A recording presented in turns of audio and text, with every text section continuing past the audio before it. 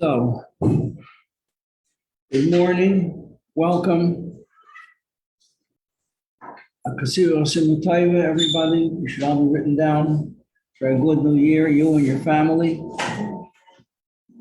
Come in, come in. Let me find out, let me take attendance. There we go, that's for the attendance. Okay.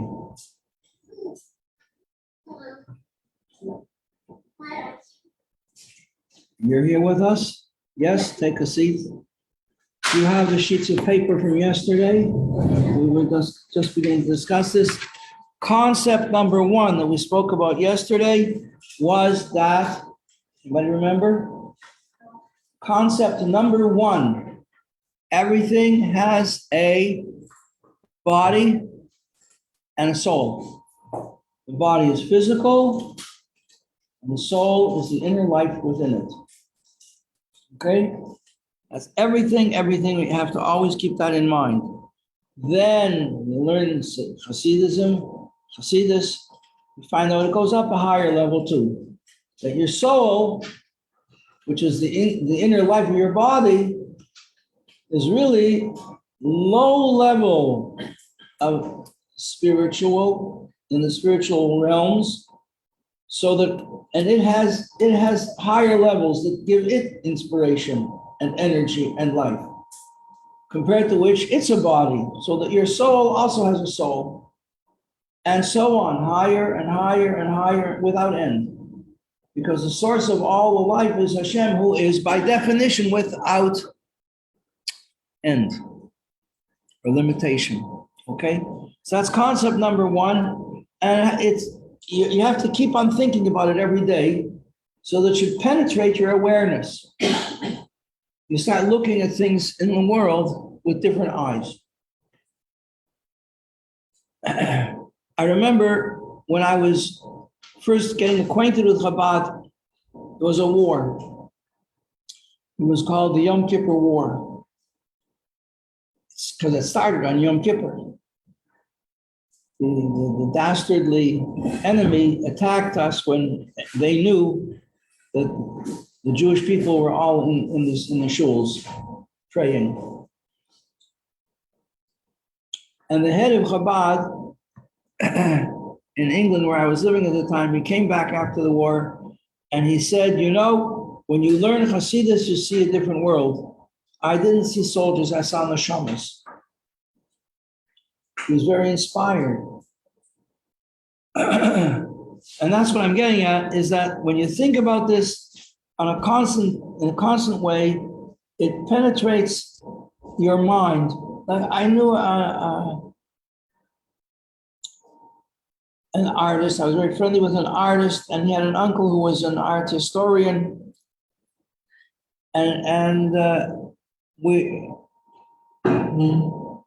He spoke about the art of his nephew, who had painted a certain picture and used the purple color to depict the brown hair. And I said to him, it was Clive, I said to him, that's very unusual use of color. He says, well, after a certain point, the palette creeps into your eye. It's not that he faked it, that's what he actually saw. So what I'm getting at is the same thing, that when we learn Hasidus, this idea that everything has a spiritual inner side to it, inner life to it, it creeps into your heart and into your mind, and that's how you start to see the world. And it becomes a very exciting world and a very different world. Okay, what's your name, young lady? What? Matya? Batya. Yes. I don't see your name. Oh, that's your last names. Batya. Here you are. Where are you from? I was born in Israel, but I live in Canada, Montreal. From Montreal. Oh. So you speak Hebrew? I do. So this is a big advantage for you. That you can deal with the text much more readily, much more easily than the other girls. Batya. Okay. Batya, you know what that means. Daughter of God. Who was the first Batya? The mother of Moshe. Well, the adopted mother. Put it that way. She saved his life and she gave him the name Moshe. Not his natural mother. She gave him that name Moshe. The name Moshe means he was drawn out of the water. Why did she have the merit to do that? Because she renounced idol worship and the luxurious life of a princess in her father's palace in order to embrace the true unity of godliness. And she went to the river. Everybody knows that Batya, the princess, the Egyptian princess, went down to bathe in the river, the Nile River. Why did she go to the Nile River? She wanted to become a Jew, a Jewess. She went like going to the mikveh to take upon herself the unity, belief in the unity of God. And because she did that, she had the merit to discover the baby in the bulrushes, which was Moshe Rabbeinu, Rebbe of all Israel. Yeah, her arm reached as far as it had to go. Which means when you go to help a Jewish child, Hashem makes miracles for you. Okay, Batya, your next door neighbor on your right. Shoshana Chussid. Shoshana Chussid. Yes. You know what that means? Chussid. Where do you come? Where did you grow up? I'm from Odessa, Ukraine. Odessa, wow. But you speak like an American. Thank you.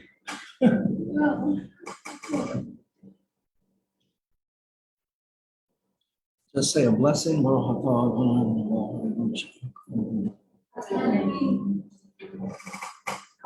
Shoshana, have you learned Hasidus before?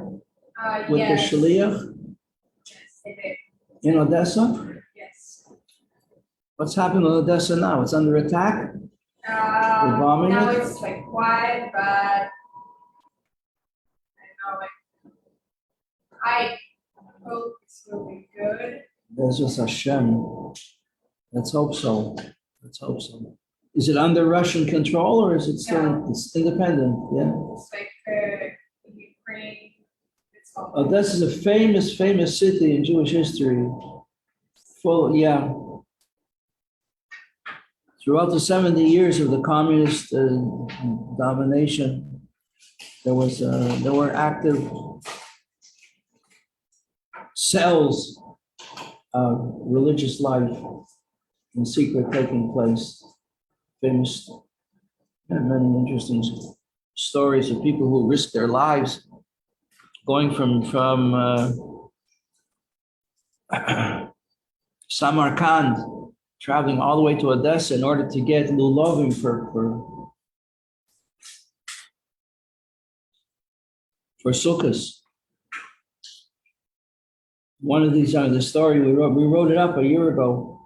One of them had to stay in a hotel room overnight to catch the plane the next day. And it turned out that there was somebody sleeping in the room who was an officer,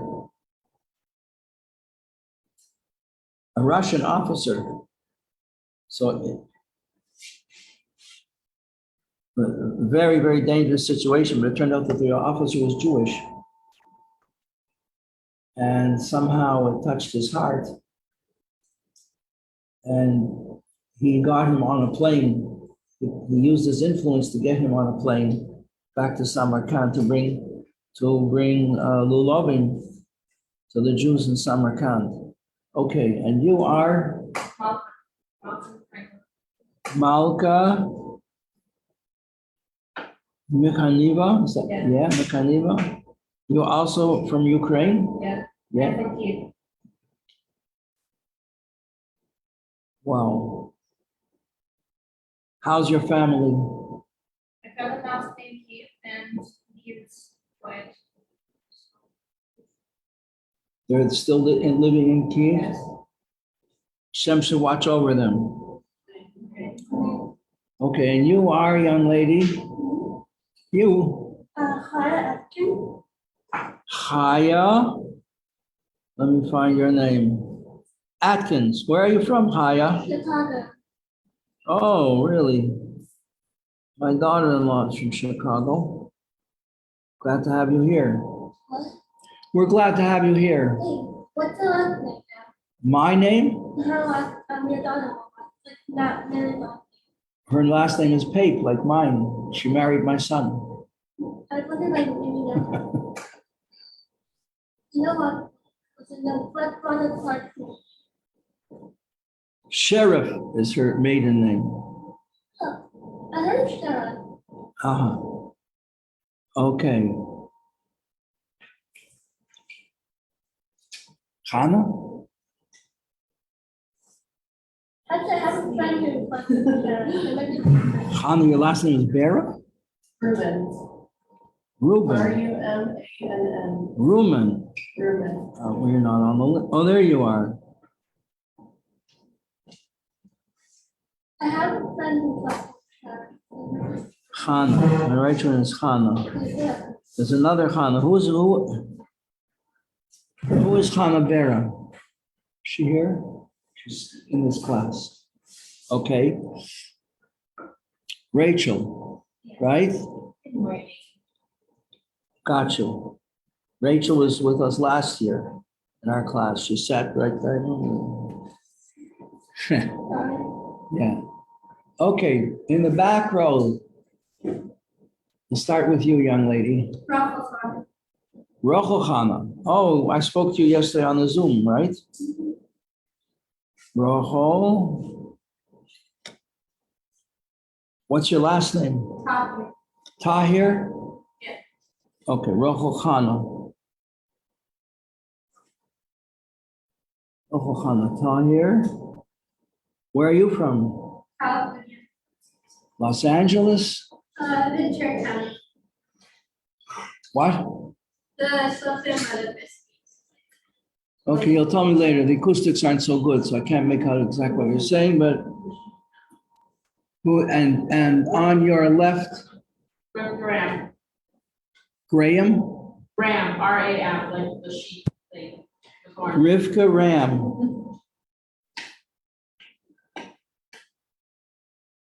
Okay, Rivka Ram. Where are you from? You're American. Phoenix, Arizona. Oh, wow. Phoenix, that's Rabbi Shem Tov, right? That's Tucson. Ah, Levertov is Phoenix. Rabbi Levertov. He was the first one in Arizona, Arizona, yeah. right? Rabbi Levertov. And last but not least, Beth Shapiro. I don't think I'm on there. Miss Shapiro. Beth, yes, here's your name, Beth Shapiro. Your name is here. You wrote it in yourself. No. No, well, some lady did. It's written in a feminine hand. Well, welcome, everybody. Just following up, taking this first idea that we have. Okay. You have to watch the clock. There's no clock in the room.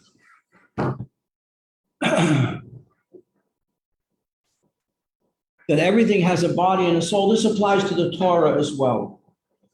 The Torah also has a body and a soul. What's the body of the Torah?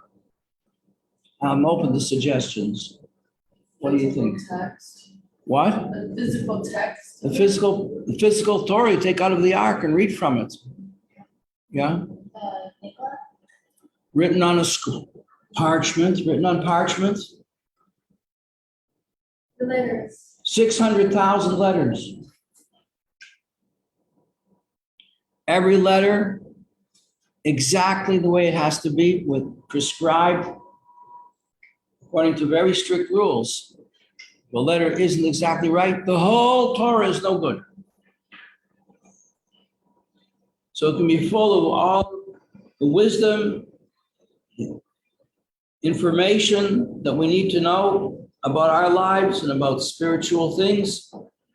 But if two letters are touching that are not supposed to touch, can't use it. Because every letter has to be an individual entity surrounded by white. There's a concept that when Moshe Rabbeinu went up to heaven to receive the Torah from Hashem, He was how many days on Mount Sinai? 40 days. What was he doing up there? He was learning. What was the Torah that he was learning? It hadn't been given yet. So the Medrash explains this with a metaphor. Was this literally what happened? Well, we have no other way of understanding it. If it's a symbol of what happened, so it's a symbol of what happened. But these are the words we have. He said, he saw Hashem was writing with a quill of fire on parchment that was fire, with letters that were fire. The letters were black fire, black, and the parchment was white. When you light a candle Friday night, you'll see that close to the wick is dark, and higher up, it's much hotter, higher up, and it has no color. It's clear. So he saw black fire on white fire. So that means that the white fire is also part of the Torah. The parchment is as important, maybe more important than the letters themselves. It's a higher level of holiness. So every letter, black letter, has to be on white parchment, and it has to have an individual identity. It must be surrounded by white. And if two letters touch, that means that those two letters are not surrounded by white, so therefore, the Torah is now missing two letters. And just like Hashem is complete and perfect, the Torah has to be complete and perfect. And if it's not a Torah. It's not a kosher Torah, is it?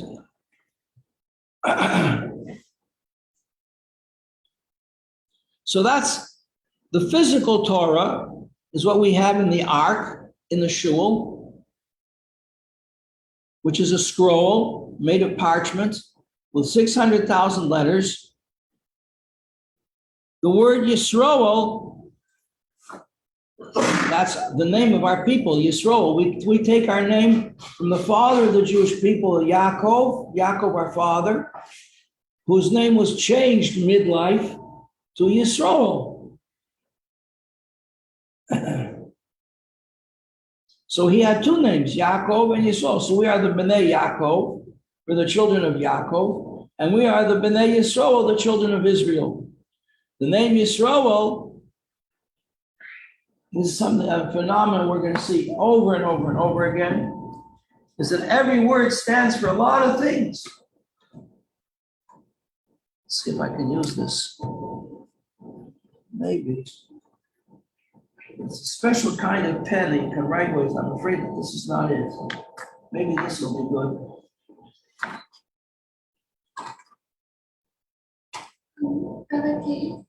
Just a minute. I'm looking for a pen. I write the name Yisroel here. Let's hope it is right. Yeah, sort of. Okay. The word Yisroel, not much. Doesn't write much.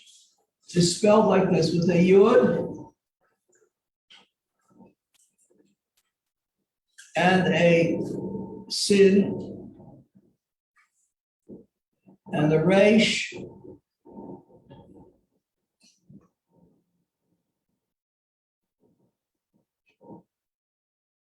and an Aleph and a Lamed. So that's the name Yisroel. Yisroel. Okay, everybody can see that? Kind of. Okay. So now the tradition tells us that stands for, each letter stands for a word.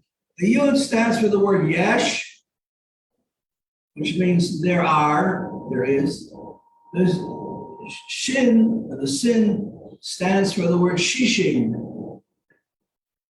Shishim means 60. The Resh stands for Riboy, which means 10,000. 10,000. What's 60 times 10,000? 10,000. Oh, it's high. 600,000. 60 times? What? 600,000. What, 60 times 10,000 Oh, it's 600,000. is 600,000. 60 times 10,000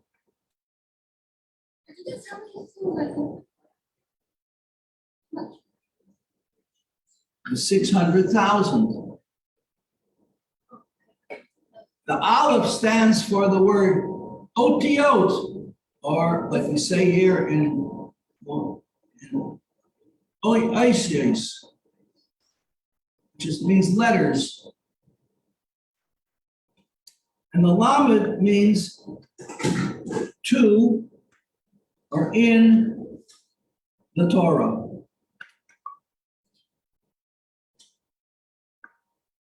Yesh, Shishim, Riboy, Asius, the Torah. There are 6. So the word Yisroel contains the concept of Torah, that there are 600,000 letters to the Torah. Oh, look at this. This maybe is even better. Oh, here we go. Yes. Ro, El, Yesh, Shin, Resh, Allah, Asius, the Torah. Okay, yes, Shishim, Riboy, Asius, the Torah. There are 600,000 letters in the Torah. That's the idea of Yisroel taken on a little higher level. But we're dealing now, what is the body of the Torah? The body of the Torah is that there are 600,000 letters. That's what the physical Torah is. What is its content? What do these letters contain? And we just look at the physical nature of the Torah. That's parchment with black letters, can't be red letters. It has to be black, made in a specific way, written with a quill. Can't write a Sefer Torah with a marker. Oh, she can't read her myself. I can't just take my then I can't do that all the others.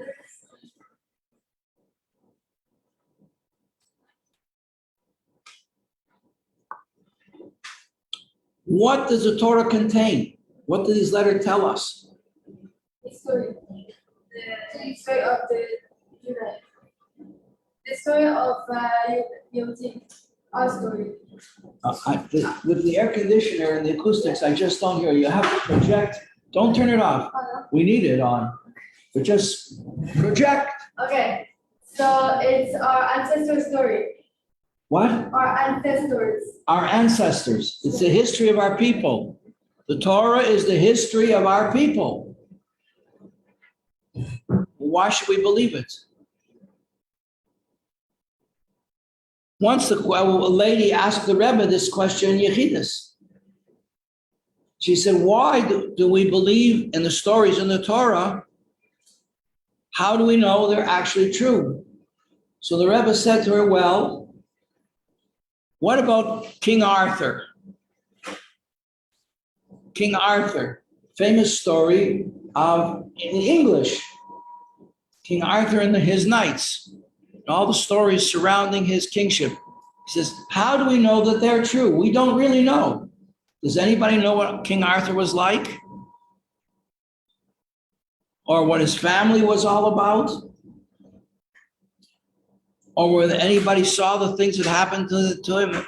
He says, on the other hand, the stories of the Torah, we all know who they were about. We know their families. We know what they did. And what they did was retold generation after generation after generation to us exactly the same with no changes. So that we know quite exactly everything that happened. How do we know that George Washington chopped down a cherry tree when he was a young man? Because there were people who saw it and they passed the information along to us. How do we know that Kingston Avenue is called Kingston Avenue? Because it's written down in records. So we have records of thousands of years, accurate records. And that's how we know that it's true. Whereas Merlin, the magician, who was like a wise man in the court of King Arthur, nobody knows who Merlin was. This is all on videotape. It's a fascinating interview. And the woman who was from the Boston area, she was so impressed because how did the Rebbe know that she really loved these stories about King Arthur? He hit it right on the button with her. So yes, it contains the history of our people, and it's 100% what we believe. And behind the stories, the way they are written in the Torah is written very, very brief. Those 600,000 letters, they tell a very short version of the whole story. So behind it, there's a whole oral tradition filling in all of the blanks. And that's also part of Torah. So that now we have two aspects of Torah in terms of the meaning of the Torah. We have what's written on the scroll, and we have the oral explanation that goes along with it. And they are both Torah. They're both parts of the Torah, the written Torah and the oral Torah. And you can't have one without the other. It's like a king and a queen. A king without a queen is not a king. It's not great.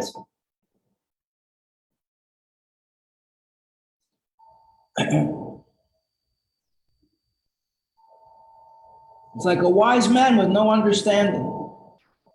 He doesn't know what his wisdom means.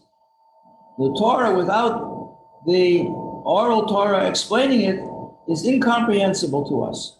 In fact, if you look at a Torah scroll, you know what you see? The physical body of the Torah scroll is just letters. There's no punctuation marks.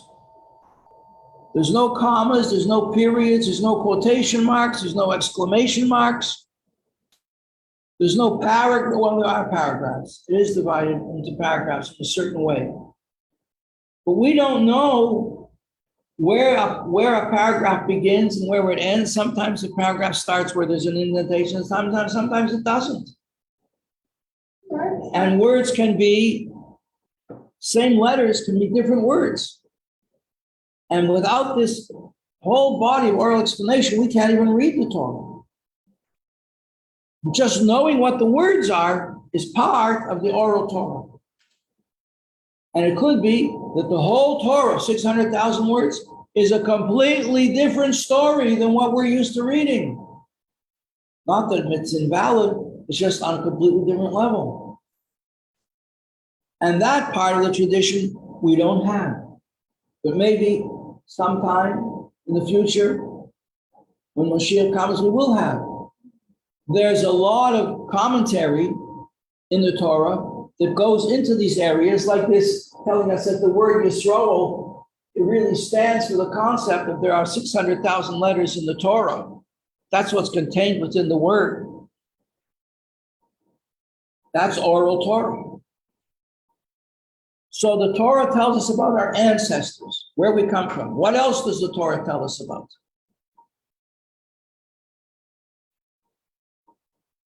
It's about our holidays.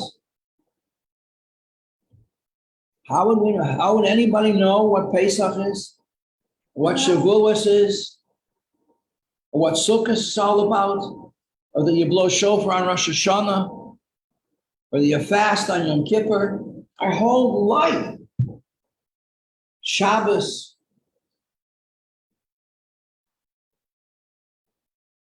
Blessings. That's all Torah. That's the body of the Torah.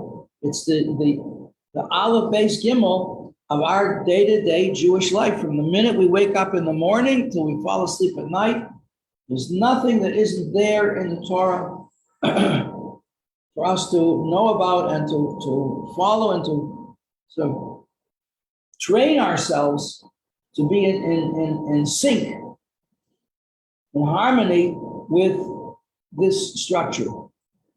I would suggest to you at this point even Hashem has no image. We don't believe in idols. We don't believe in images of God. What is the divine image of God? The divine image of God is the whole picture of Jewish life in the Torah. That if God was a human being, this is what he would look like. He would look like the person who's completely perfect in observing the whole Torah. So every blink of his eye is godly. In fact, they said that about one of the great Rebbeim from the time of the second Lubavitcher Rebbe and the third Lubavitcher Rebbe. His name was Rabbi Friedman. They said of him that if he blinked his eye, there was a godly meaning in it. Everything he did, every movement was a fulfillment of a godly law, concept, custom. Okay, so the Torah contains our history of the Jewish people. It contains the laws that we live by. It contains, what else does it contain? Somebody asks you, a non-Jewish girl, you go to college and you have a roommate and she says, oh, you're observant. How do you know what to do? You say, well, I follow the Torah. You say, oh, what's the Torah? What are you going to tell them? What are you going to tell your friend, your roommate? Can't hear you, dear. Or is it like the Jewish laws? It's laws. The Torah is full of Jewish laws. That's right. The laws that we live by that govern and guide and instruct our life day to day, hour by hour, minute by minute. Speaking of minutes, let's just check how many minutes we have left. And what else? What else can we say about the Torah? We said ancestry, history, day-to-day life, festivals and observances, rituals. What else? What? Lessons. Lessons in life lessons. Wisdom. It contains the wisdom of the ages. Torah is called truth. That means one of my first teachers said to me, how do you find truth? Uh-oh. I knew he was setting me up. Whatever I was going to say, he was going to contradict me. So I said, better you should tell me. I'd already had enough experience with him to know that that's how he operated. So I said, oh, you better tell me. He said, truth is that which agrees with itself on every side. Think about it. Truth is that which agrees with itself on every side. Truth is always true. Truth is never false. The word for truth, here's another beautiful concept. Truth, in the Torah, even non-religious people know this, right? Emes, they say. Emes. They know that. They don't even know that the word emes means truth. They just know that emes means verifies what they're. The word emes is written like this. Emes. Emes means truth. Emes is spelled like this. Aleph, Mem, so. Emes. That's how you spell it in Hebrew. I really wrote it on a slant because Aleph is the number one letter, the first letter of the Aleph base. Mem is the middle letter of the Aleph base. And Saf is the last letter of the Aleph base. So beginning, middle, end, truth is always true. Truth is always truth. It agrees with itself. The truth of the Tav will agree with the truth of the Mem, will agree with the truth of the Aleph. Something that's true is always true. So the word, just the way the letters are put together, reveals what's the inner meaning of it. So like, who was this? Rohana, yeah, that was you? Is this remind, yeah, what's your name? Rivka. So you're the one who said it. It's ideas of the Torah, yes. That's the wisdom of the Torah. The wisdom and the ideas of the Torah are all emes. Torah is emes. Torah's emes. You have yeshiva. Torah's emes, yeshiva, in Yerushalayim. And many others. The word emes is used in many different contexts. Because emes means truth. And the Torah is truth. Because Hashem is truth. And Hashem and the Torah and truth are one thing. Because the truth is one. It's interesting that was it a professor you said that told you this quote that truth agrees with itself on every side? He wasn't a professor. No. He was a chassid. Here's a Torah. Okay, so that makes sense. It's like when we learn about the luchos, we learn that. What? When we learn about the luchos, Yes. we learn that it was like I never knew this before coming here, that it was a cube, and whether you read it either way, it was a miracle that it was straight on each side. Yeah, the back side. You could read it from the front or the back. Yeah.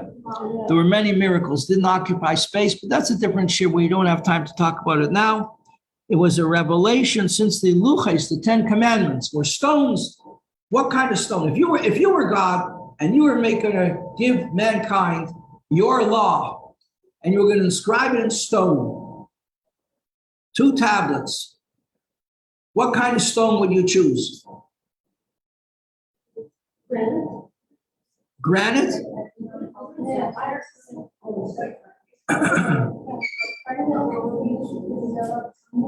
mean, it was on sapphire, so. Oh, so you know, because you were here before last year. That was exactly what we would choose, not what it was.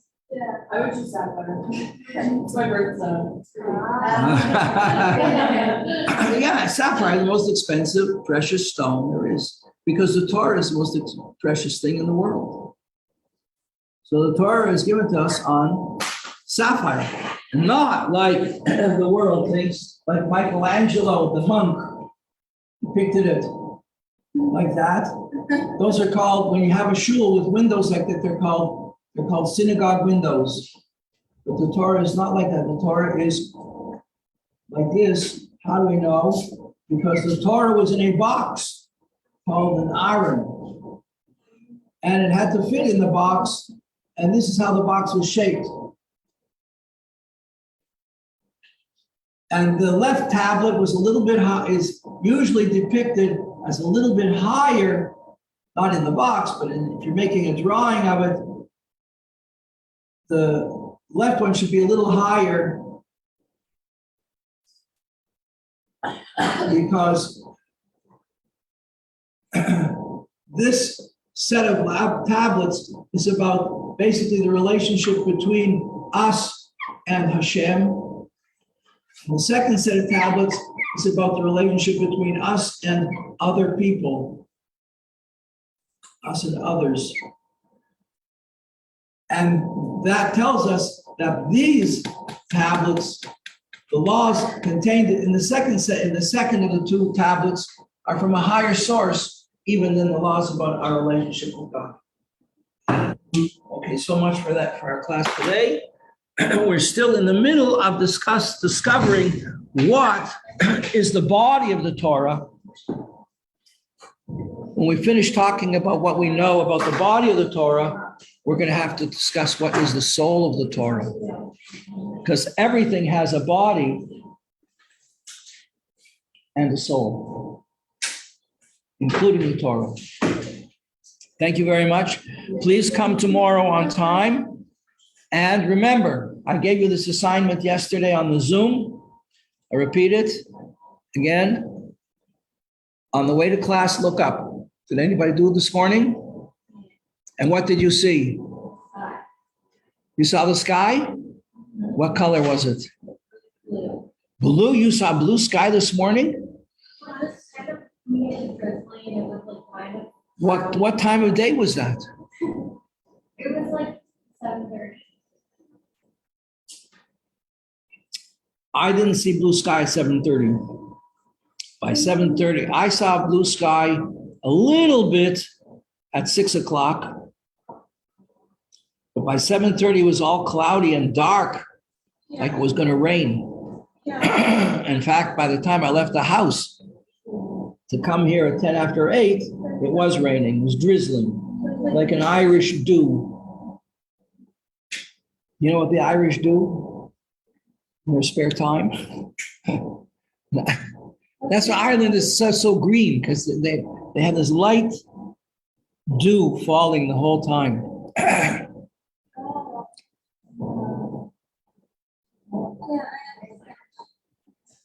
Well, yeah, some days like today, you look up, you're going to see the sky is covered with clouds. You ask yourself, could I do that? Could I cover the sky with clouds like that? Even that can be inspiring. How much more so tomorrow, it's going to be a really nice sunny day. And we'll see. What if I did it last night? Did what last night? The sky. Well, you weren't going to class, but it's always a good thing to do. It's always a good thing to do, to look up, to remember that which is above you. That's why men wear a yarmulke Yeah, yours. and a hat, because the Greeks and the Romans made statues of their leaders and emperors, just their heads, because their attitude was that the man is the center of creation, center of everything, and the head is the top part of mankind. The highest level of man is his brains, his intellect. However, a Jew remembers that as smart as he is, as much brains as he has, there's always something higher. And that is the wisdom of Hashem. Can everybody hear me? Yes. Yeah? Yes. And now I'm going to teach you another concept before we leave, which you're going to hear over and over and over and over again during this year. And I hope it's going to penetrate into your whole being, which is when we have something to eat, before we get up and go somewhere, we have to say a bracha achrona, a blessing, to thank God for what we ate or drank, which was my cup of coffee here. And we want to say a blessing written in a text. So I have the text in my phone. Baruch atah Adonai melech haolam. Borei nefashos rabos v'chesed a very easy mitzvah to do, but very important. We will continue tomorrow with the discussion we began yesterday. Continue today. Thank you very much, girls. Remember tomorrow, come on time, please. It's so nice to see you in person. The pleasure is all mine.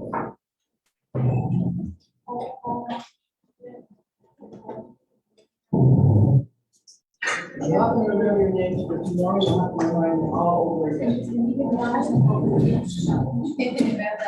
Can you forget my name? I know you can. Thank you.